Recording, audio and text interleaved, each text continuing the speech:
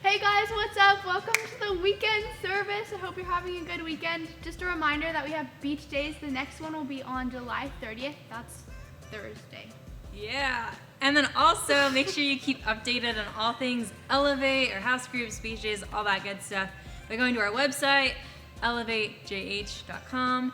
Also, our Instagram, TikTok, YouTube is all Elevate JH. And then also we have the Remind app, which Maggie's going to put somewhere on the screen for you guys to look at. But just make sure that you get all the information because there's a lot of things changing in this season. But we love you guys, and right now we're going to go into a time of worship.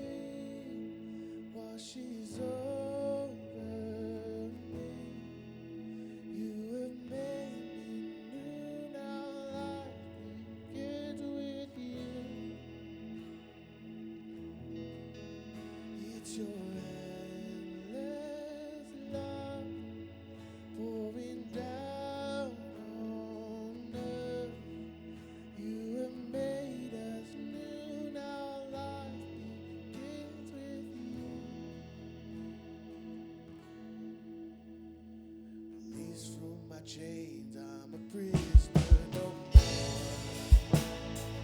My shame ransom faithfully broke.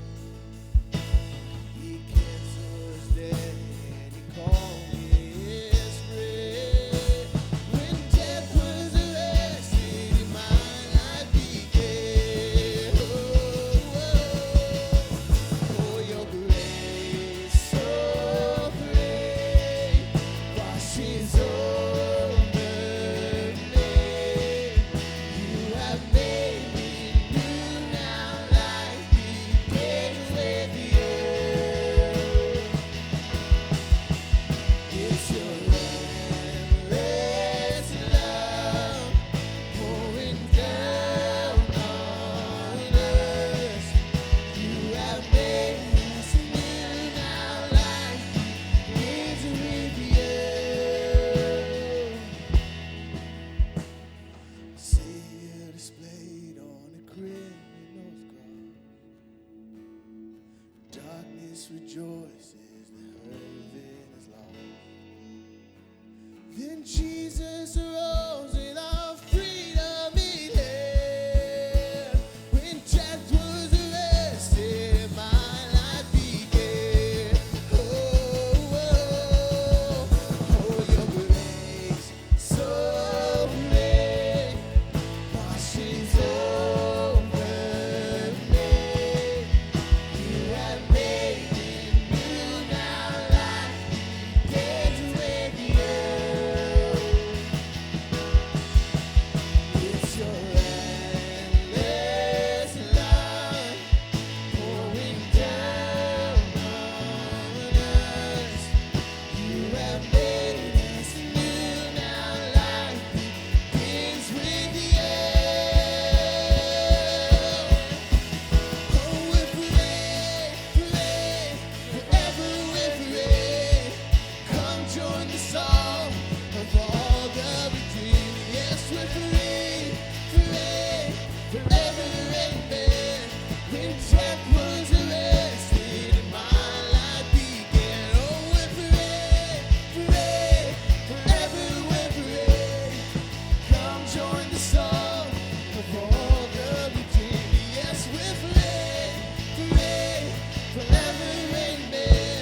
When death was arrested and my life began.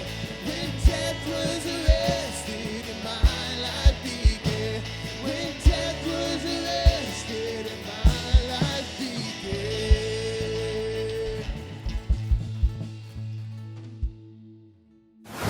Hey Elevate fam, Chandler here. So glad that I can be bringing you today's message. As most of you know, we're going to be continuing in our Job series, but I have some good news for you guys. There's a light at the end of the tunnel. We're only 9 chapters away from finishing. Not saying that reading the Bible is bad, but I know we want new, fresh things every now and then, so hey. We're going to be diving into Job chapter 33, but we're going to focus on verses 13 through 18 today. But before we get into that, I wanted to tell you guys a little bit of something about my past. At a young age, my parents divorced. I was roughly 6 or 7 years old, and at that age, I never really understood why or what was really going on. All I really remember was this pain and sadness I felt from seeing my parents apart. In the earlier years of my parents' divorce, I found myself asking a lot of questions and never really getting the answers, but I found myself asking the questions of, why don't my parents love each other anymore? That list goes on and on, questions just like that, right? And while searching for those answers, God didn't tell me at the time something good was going to come out of this. I think growing up with parents separating is a very tough thing, and I don't know how anyone could see something good coming out of that. God didn't go, Chandler, I'm going to teach you the importance of staying in your marriage, or I'm going to give you the dedication to your marriage, or I'm going to show you not what you want to do and how you want to approach marriage. After seeing how my parents went about it, it really stuck with me, and it became a thing that was of huge importance to me. If God told me that everything was going to be okay, that something good was going to come out of this. It would have never given me the ability to trust in God in the moments where things aren't easy. But let's get into it. We're going to read verses 13 through 18. Let's do it. Why do you complain to him that he responds to no one's words? For God does speak, now one way, now another, though no one perceives it. In a dream and a vision of the night, when deep sleep falls on people as they slumber in their beds, he may speak in their ears and terrify them with warnings to turn them from wrongdoing and to keep them from pride, to preserve them from the pit, their lives from perishing by the sword. So to give you guys some context and backstory, this is Elu. I'm not sure if that's 100% correct, so you might want to fact check me on that. I think his name's pronounced Elu.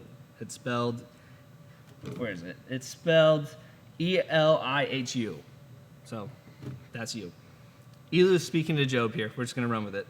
Elu is speaking to Job here and basically telling him that God has spoken to him. He's just not listening to God. But in Job's case, Elu's not right there.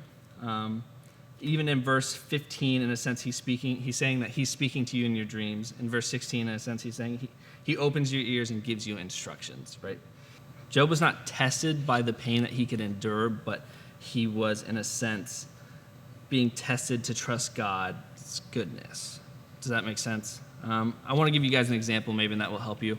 Let's say you and God go to the gym, and you guys walk up to the squat rack, and you put the bar on your back and you're ready to squat, and God just puts a ton of weight on. Like so much weight to where your shoulders are starting to feel this crazy amount of pain. And God's going to keep putting on weight until he sees you crumble and break under that pain. No, God wouldn't do that. There's no way he doesn't. God doesn't see us and enjoy watching us suffer. Job's test wasn't to see how much weight he could carry, but rather to see if he could trust God, even though he didn't know what was truly going on. I think to kind of relate it back to my story earlier about my parents' divorce, I didn't really know what was going on, but I think as I grew older, I knew that I needed to trust God and it was in his plan. And I wanted to leave with you guys with this very, very simple point, and it is, I'm going to read it because I don't want to mess it up, is we must trust God's goodness, not the goodness of life. I love you, Elevate family. I hope you guys have an amazing rest of your day. Short and sweet. See you guys later. We hope you guys were encouraged by that. We love you guys so much. We miss you, and we hope to see you soon. Have a great weekend.